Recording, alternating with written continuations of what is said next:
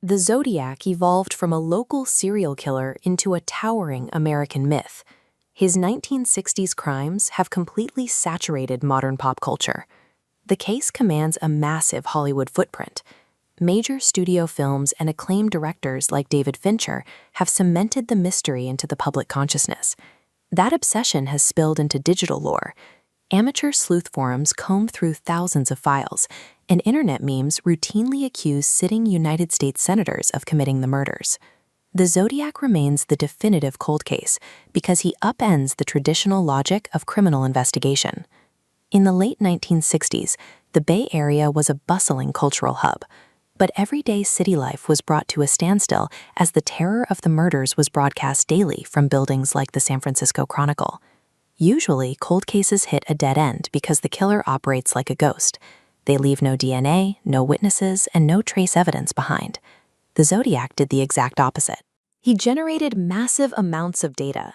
He committed highly public attacks with surviving witnesses, and he mailed taunting letters to the press taking credit for 37 murders.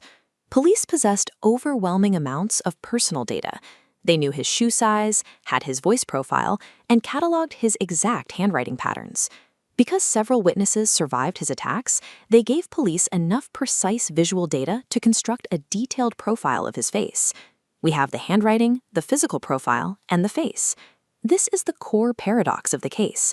The Zodiac remains unsolved despite an overwhelming mountain of hard data. Out of an estimated 2,500 people investigated, police have only ever publicly named one man as their prime suspect, Arthur Lee Allen. The circumstantial case against Allen is incredibly dense. He closely matched the physical description provided by survivors. He wore a size 10.5 shoe, matching the heavy military boot prints less up a Lake Berryessa crime scene. When police searched his home, they found a royal typewriter with elite type. This was the exact make and font used to type a communication linked to the killer. The most striking detail involved his jewelry. Allen owned and wore a Zodiac brand watch, which features the exact crossed circle symbol the killer drew at the bottom of his letters. But circumstantial narratives have to survive the hard wall of forensics. Physical evidence in the justice system must objectively verify the story you tell. Police lifted bloody fingerprints from the cab of murdered driver Paul Stein. When they compared those prints to Arthur Lee Allen, they found no match. Decades later, a crime lab extracted a partial DNA profile from the saliva left on the killer's postage stamps. Once again, Allen was completely excluded. This is the frustrating reality of modern investigation. A suspect can perfectly fit the psychological and narrative profile of a serial killer, yet be entirely exonerated by cold forensic data. The killer also left behind a monumental intellectual puzzle. He mailed several cryptic ciphers to the press, the most famous being a 340-character grid of encrypted words, known as the Z340. For 51 years, this specific cipher remained completely unsolved. It served as the holy grail for global cryptographers, mathematicians, and federal agencies. Then, in 2020, a breakthrough occurred. An international team of codebreakers finally cracked the math using custom decryption software and supercomputers. The cipher required a 1,2 decimation transposition. To decode it, start at the top left, move one row down and 2 columns across. Because this directional shifting was split into segments, there were hundreds of thousands of combinations, mathematically impossible to solve with pencil and paper. With the mathematics finally conquered, investigators eagerly waited to read the killer's true identity. Instead, the decrypted message revealed a hollow taunt.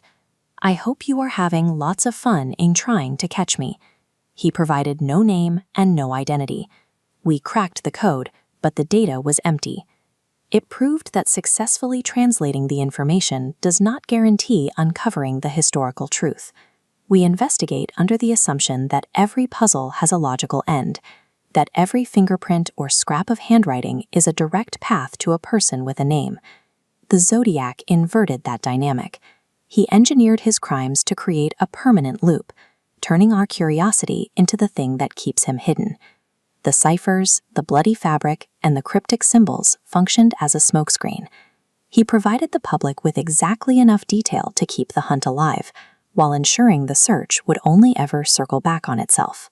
Today, thousands of amateur detectives and advanced AI algorithms are still feeding data into servers, actively chasing these same deliberate dead ends. Sometimes all the data in the world is just noise. The Zodiac proves that if you want a mystery to live forever, you don't hide the